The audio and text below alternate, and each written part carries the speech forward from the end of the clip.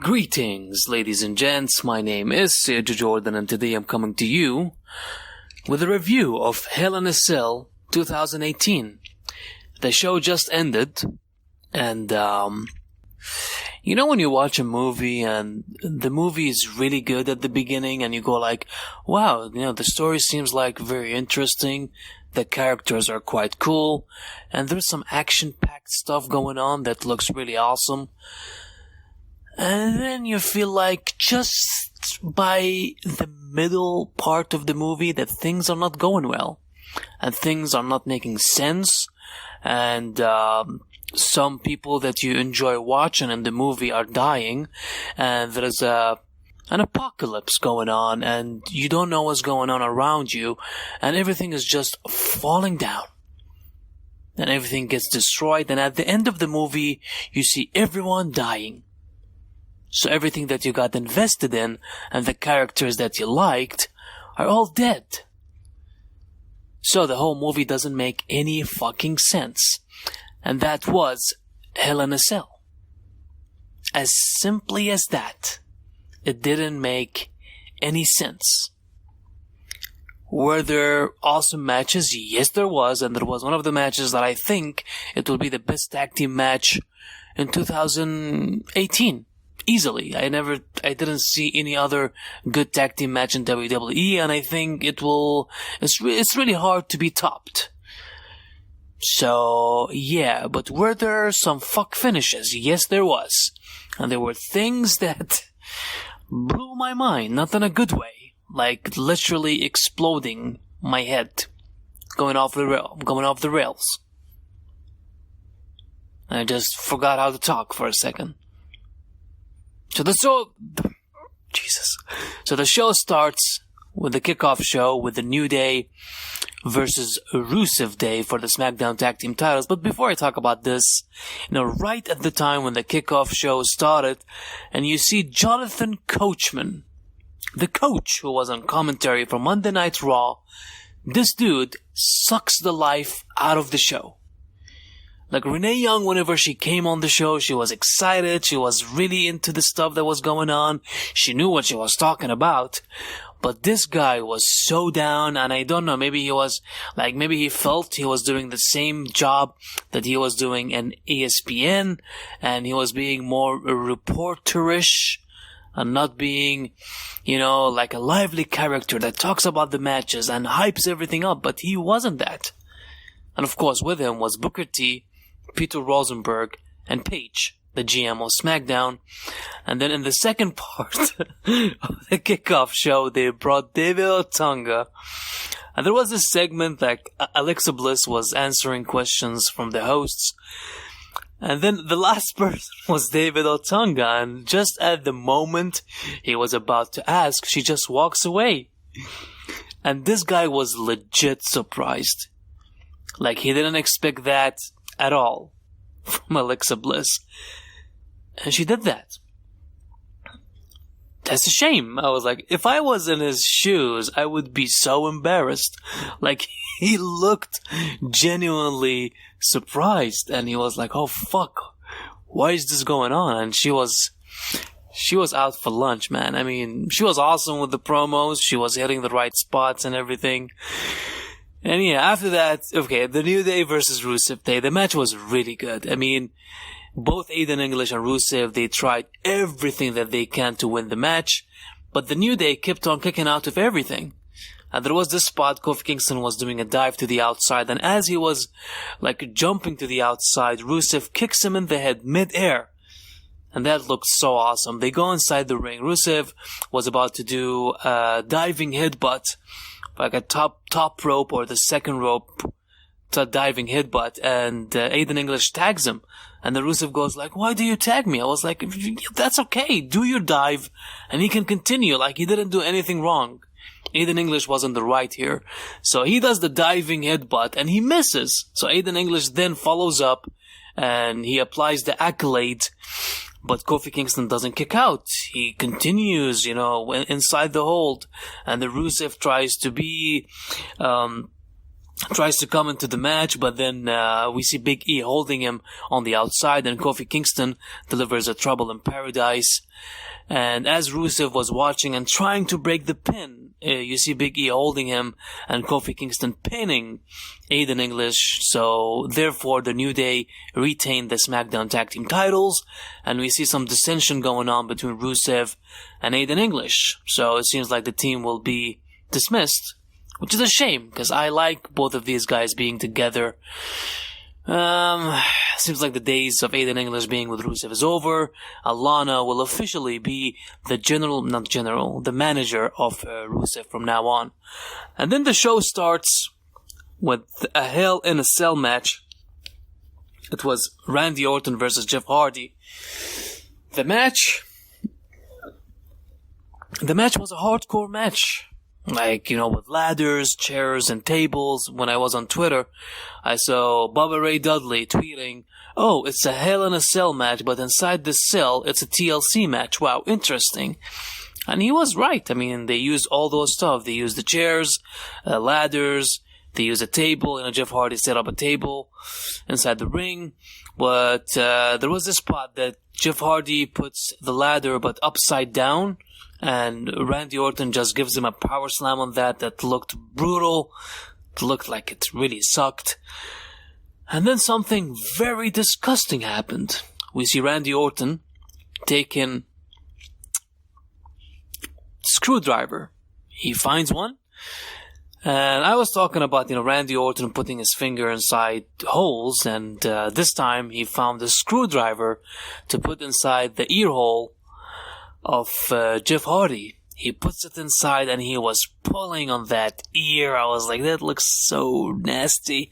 And then he was twisting the ear. I was like, fuck, how is Jeff Hardy letting this happen? Like, he must be in a lot of pain. And then at the end, Jeff Hardy fights back. They go back and forth between each other. Jeff Hardy puts a chair on Randy Orton. Before that, he does the twist of fate. And then he puts a chair on Randy Orton and delivers a swanton bomb on him.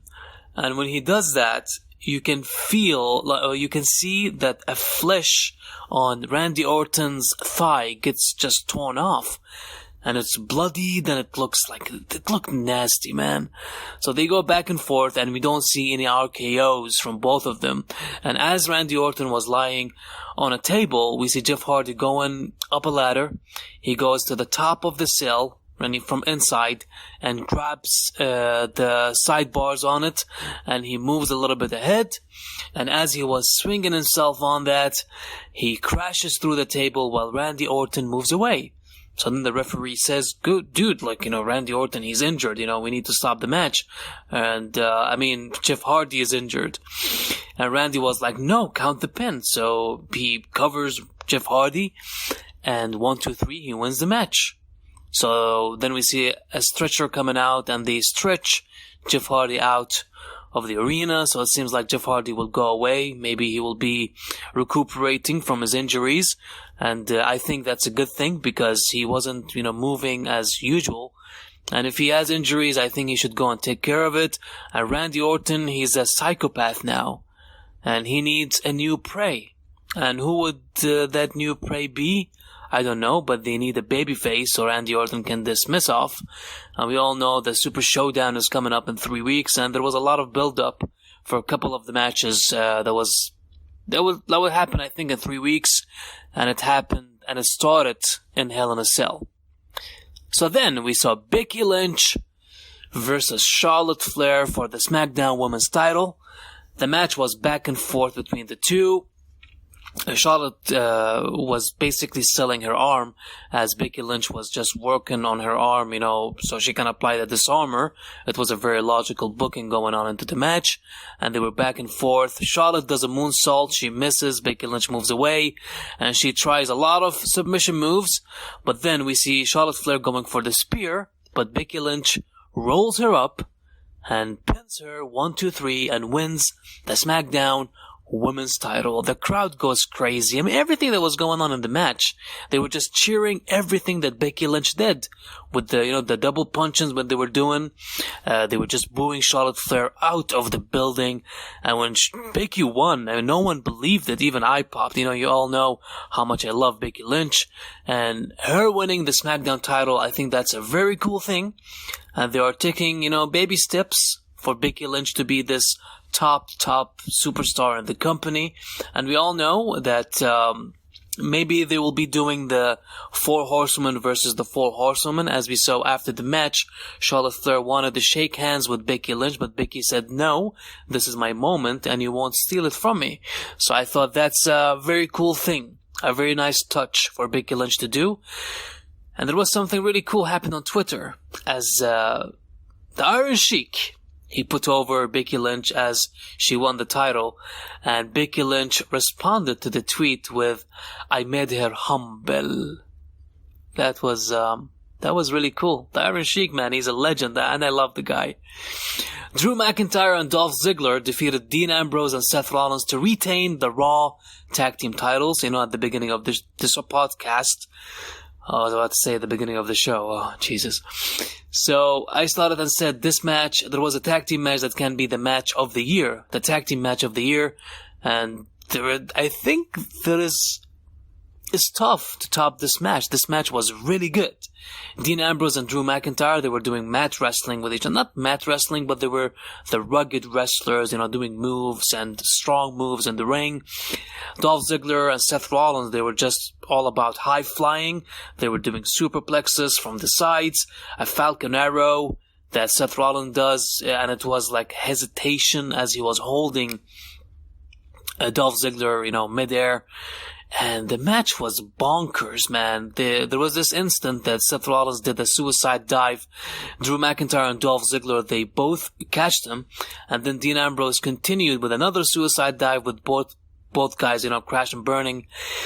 And when they went inside the ring, we saw, Dean Ambrose trying to apply the dirty deeds on the other team.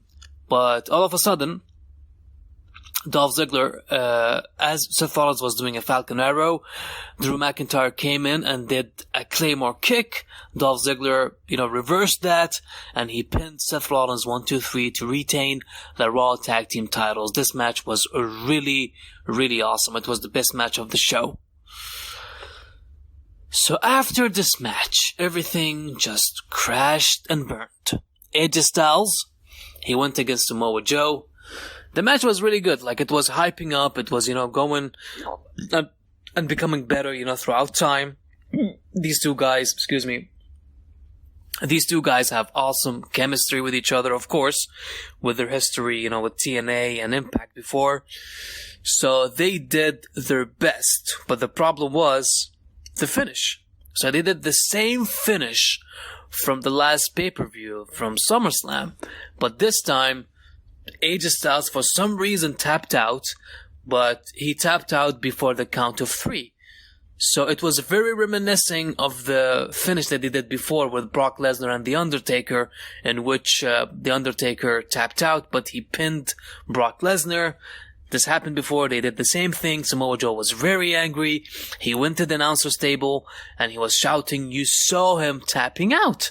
And then they showed the replay, and exactly that's what happened. Like, before the count of 3, on the count of 2, AJ Styles tapped out.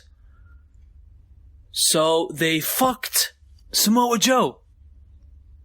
I mean, like, oh my god, they're doing the same thing that they did with Shinsuke Nakamura, with every match having a fuck finish, and a rematch is coming up, over and over again. And now we have the Super Showdown coming in, and, later on the show, we see Samoa Joe, they showed the replay, and he was shouting at the referee backstage. But Paige came in, and she talked to Samoa Joe. She said, you know what, you have a point. So in 3 weeks, you're going to have a rematch. And Samoa Joe said, look, I don't want any countouts. I don't want no disqualifications. And this match should be a straight up with a winner. And Paige agreed, so she made the match official. She didn't say what the stipulation is going to be. Maybe a false count anywhere, or a no holds barred match, or an Extreme Rules match. I think is going to be at Super Showdown. And that show is shaping up to be an awesome show, and which I'm gonna come back to. After that, oh my god, we saw The Miz and Maryse versus Daniel Bryan and Brie Bella. This was so bad. I didn't enjoy this at all. And Daniel Bryan was actually trying, to attack The Miz, but The Miz just was tagging Maryse in, so Brie Bella and Maryse can do their shtick, and Maryse looked really bad in the ring. I mean, we just saw a couple of weeks back Brie Bella doing 2 suicide dives and just missing those, and this time Maryse, she wasn't good in the ring, man. And I go like, why would you do that? Like, why would you make Maryse go through all this thing if she's not ready, to come back into the ring? And she was trying to sell, but the selling was so bad. There was, one instant of Brie Bella smashing the head of Maryse on the announcer's table, and she was smashing and smashing and smashing. Then Brie stops, but Maryse keeps on going, and I was like, dude, you don't do that. And I saw a gif of, it's a famous gif between Scott Steiner and Christian in TNA, in which Christian just, banged his head without Scott Steiner, moving his hand on Christian's head. So he just headbutted himself, and that's what it looked like for Maryse. And then they went inside the ring. I mean, they tried their best. The stuff between Daniel Bryan and The Miz, whenever Daniel Bryan was on offense, it was really good. There was some stuff going on. The Miz was at the top of the ropes. He was sitting on it. And Daniel Bryan, I guess, gives him a drop kick. And The Miz was about to land to the floor. Thankfully he didn't. And Daniel Bryan helped him up and continued the attack on him. And then we see Brie Bella. She went inside the ring. She was trying to pin Maryse, but Maryse reversed that. And I think it was supposed to be a cradle in which she would have a handful of trunks, or what the fuck it's called. I don't know what it's called. And she tried to put her feet on the ropes, or her hands. I don't know what she was doing, but she botched it so badly that it looked awful. And The Miz and Maryse won. And I predicted that, they need the fuel to go on until, Daniel Bryan wins the singles match against The Miz. And the right team won, Daniel Bryan and Brie Bella, they are over, and they don't need the win in this match. So hopefully they do something spectacular and better for these two, and Daniel Bryan can have his comeuppance very soon. Ronda Rousey versus Alexa Bliss for the Raw Women's title. This match was fine. I mean, Ronda looked fine in the match, but some people say, the match was great. No, it wasn't. It wasn't great. There was interference, Alicia Fox and Mickie James, they tried to interfere in the match, trying to help Alexa Bliss. And there was this spot, I think Ronda Rousey was putting a submission on Alexa Bliss, and Mickie James and Alicia Fox, they both pull Alexa Bliss out. And the referee sees that, and he doesn't do anything about it. I think he just botched it because he wasn't supposed to see it. But he looked at it, and he told Ronda Rousey to go away. I was like, what the fuck is this guy doing? And there was interference from that part. We saw Natalya doing a suplex to Alicia Fox on the outside to the floor. And at the end, Ronda Rousey does the armbar, and this armbar didn't look any good. It looked like it didn't hurt at all. And Alexa Bliss tapped out. Ronda Rousey, she's reigning, defending, undisputed Raw Women's Champion. I thought with Natalya being there, I thought maybe she's going to turn on Ronda Rousey here. But some people said it's too soon because of her dad passing away, and I think it's too soon. But I thought if she did it at that moment, turning on Ronda Rousey, it could have been a big moment, and people are not expecting her to turn heel, and it's only a character, so why wouldn't you do that? So they didn't do it, and Ronda Rousey is still the champion, so let's see how it goes and who would be the next contender for Ronda Rousey. I mean, her match at Super Showdown, I think it's already official with her teaming up with the Bella Twins going against the Riot Squad in Australia. So the match is already official. She's going to be defending her title at Evolution. It's going to be most probably Nikki Bella, and it's going to be the main event of the show, in which I think that match will suck big time. But let's see how it goes. They also showed some graphics for John Cena teaming up with Bobby Lashley going against Kevin Owens and Elias at the Super Showdown, and The Undertaker facing Triple H. And as they showed on Monday Night Raw last week, tomorrow on Monday Night Raw, The Undertaker will be making a special appearance talking about his match, and which I think is going to be really cool whenever these guys come out, either him, Shawn Michaels, or Triple H. They do awesome promos. Even Mick Foley, when he showed up last week, he did an awesome promo. So looking forward to that. If you guys want to listen to the whole review of Monday Night Raw and SmackDown, you can go to the archives. It was the previous episode. You can find it on the SoundCloud, on the Dispatch side of the story. So, let's talk about the main event of the show, which was all fucking over the place. Roman Reigns versus Braun Strowman. I thought this was supposedly a singles match inside Hell in a Cell, so we can have a winner. And Mick Foley was the special guest referee. There was one moment in the match in which it was a 2 count, but Mick Foley counted to 3, and the crowd was really in awe because he tapped 1, 2. So he did the 3 count on the mat, but then he said 2, and Braun Strowman was angry. I was like, I would be angry too, because why would you count to 3 when it's not a 3? And then he was saying, I'm sorry, man, it was my bad, but it was a 2. He kicked out.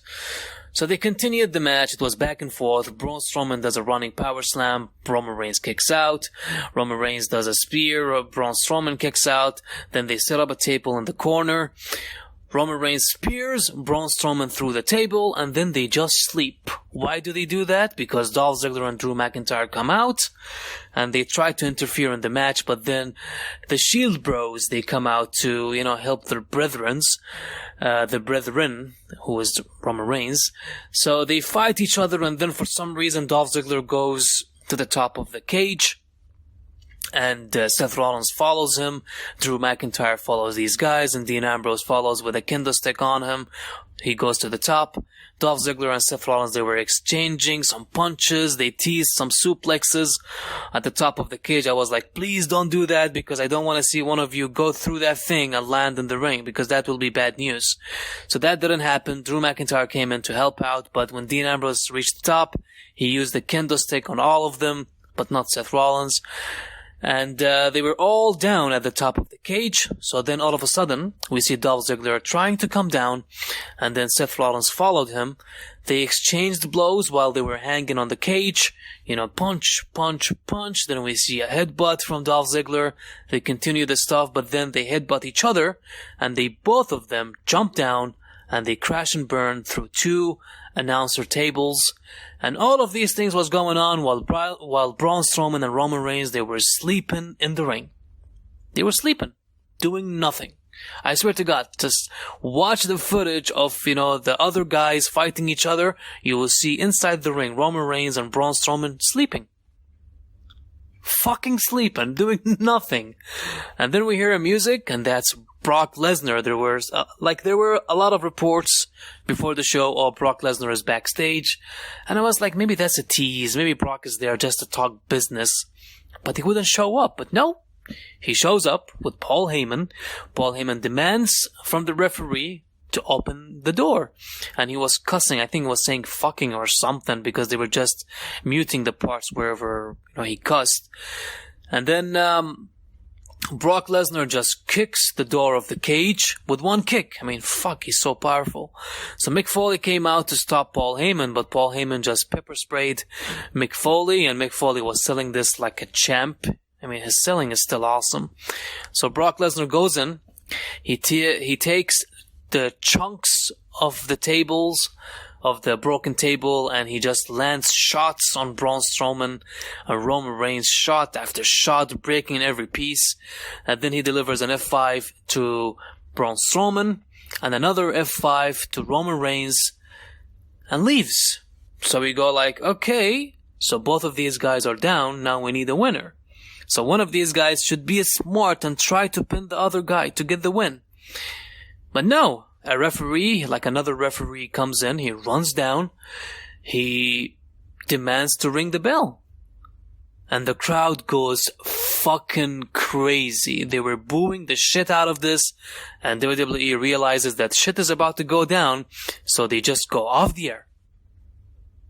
They fucking finish the show, and they go off the air. And then we see reports, from the arena, like people were legitimately pissed about this. They were like, we need a winner. Like, that's the whole idea of a Hell in a Cell match. You need a winner. You need a fucking winner. And they didn't give us anything. Like, why would you do that? So, this is another failed cash-in from Braun Strowman being fucking stupid. Cashing in for a match in which he could have done that from before and just, cashing in after Roman Reigns is just lying on the floor with Dolph Ziggler or Drew McIntyre attacking him anywhere. And he could just win the title. This was utterly fucking stupid. And people were just chanting, this is bullshit, we want refunds. And I don't blame them. The problem is, let's say AJ Styles and Samoa Joe. If Samoa Joe won that match and he was the WWE champion now, I don't think people would have been as pissed as they were here. Because then they would have 5 awesome matches, and then they would be like, okay, that's fine. The Maryse, Brie Bella, Daniel Bryan, the Miz stuff, they knew that it's going to be shenanigans in the match anyways. And also the Ronda Rousey, Alexa Bliss, the booking, like, why would you book it this way? Why does, the whole match, Ronda Rousey was just selling and selling and selling. Like, if you just ended the match in 2 minutes, Ronda Rousey just submitting Alexa Bliss and fucking up Mickie James and Alicia Fox and being that powerhouse that she is, then there wouldn't be any backlash at all. But no, they had to do this, and just the balls of these guys to give us a fuck finish in the main event and another fuck finish in the AJ Styles and Samoa Joe match. Like, why would you do that? I know you need to build up to the Super Showdown and you want to make it this extravagant show, just like, the Saudi Arabia show, which was also extravagant and awesome. But you don't need to do this. The show started with a bang and it was like 4 awesome matches. Just give us 2 more awesome matches and it will be awesome. Then we would just enjoy this and take a back seat and be like, okay, that's really cool. But no, they didn't do that. I want to shit all over this pay-per-view, but I can't because, as I said, 4 matches were awesome. AJ Styles and Samoa Joe, the match was great, but the finish was stupid. And everything, after that, the main event, this Brock Lesnar showed up, and some people are comparing this with Kane. I was like, fuck no. When Kane showed up, that was memorable. That was his debut, and that was like one of the best debuts of all time in WWE. So, no. I'm looking forward to Monday Night Raw, that's for sure, because I want to see what's going to happen next. But the show was good. I would give it a C+, or a B-. I would give it a B-. No, C+. I can't give it a B. C+, I think it's more than enough. If I'm gonna give it a rate from 10, it's 7.5. Exact. 7.5. And, would I recommend you guys to go watch the show? Yeah, go watch the show. Go watch the first 4 matches and go watch the main event because all the shenanigans that was going on, even though it doesn't make sense, but it was entertaining. Especially for Seth Rollins and Dolph Ziggler to take that huge bump. I salute these 2 guys. These 2 guys are awesome, and they went through all that shit just for Roman Reigns and Braun Strowman to not get over. Yeah, it sucks. So this podcast or this review will be on YouTube. So if any of you guys are new listeners, please go to my SoundCloud page. I have reviews of all the previous shows, especially New Japan, WWE, and all the other shows that I do every week. It's every Sunday. I'm going to leave the link in the description that you guys can go back. Leave a like, please. It will help me a lot. Even a comment if you want to, talk about the show, and maybe I'm going to answer you guys. You can follow me on Twitter at Sergio Jordan with a double N. And until next time, always and forever, don't forget that you're one sweet